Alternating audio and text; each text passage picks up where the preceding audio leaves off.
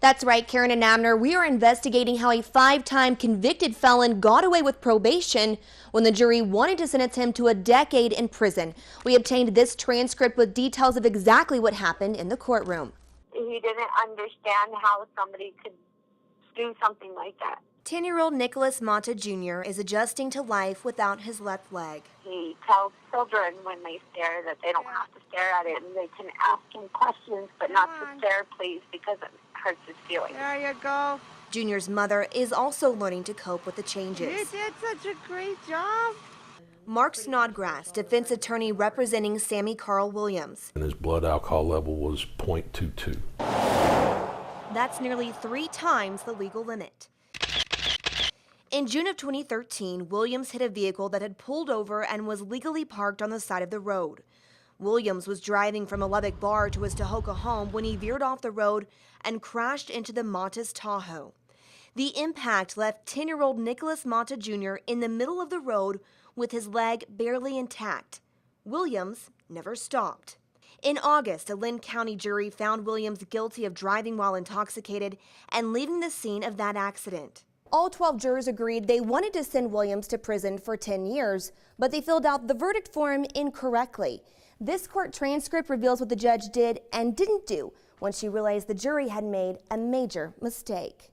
What follows is a reenactment of the official transcription of the court proceedings. The jury has recommended, in this case, that you be placed on community supervision. Just through their facial expressions and their mannerisms, I could tell something was wrong. I don't believe that this is the unanimous verdict of the jury, Your Honor. It was answered that it was. Your Honor, I think the juror's verdict's been received. It has been, and it has been read. The foreman of the jury is telling me that they didn't do that right. They wanted him to get 10 years and then probation. There's not such a thing as that.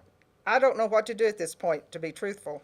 My argument to the judge was, hey, Judge, you're about to impose a sentence that is not that of the jury's.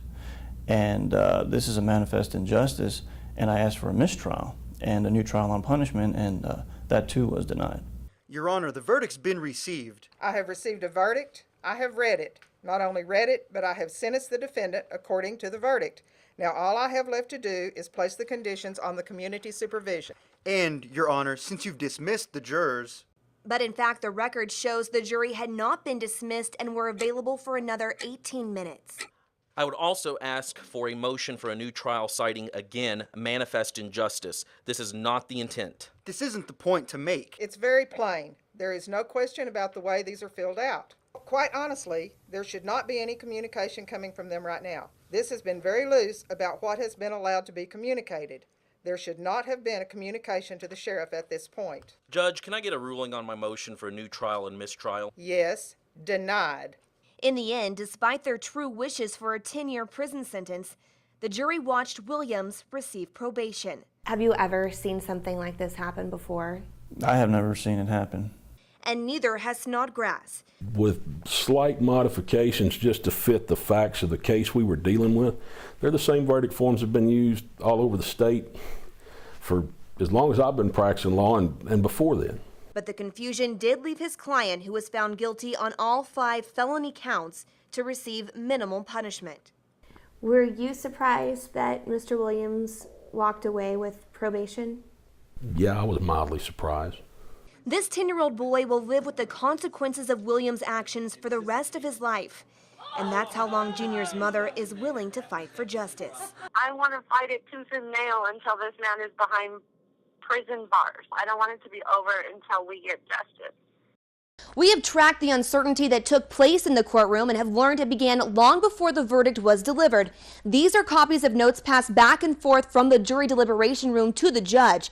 The judge is legally restricted on what she can say to the jurors and therefore could not answer their questions. However, these court documents reveal the judge did have an idea the jury misunderstood the verdict form and was going to get it wrong prior to her reading the verdict.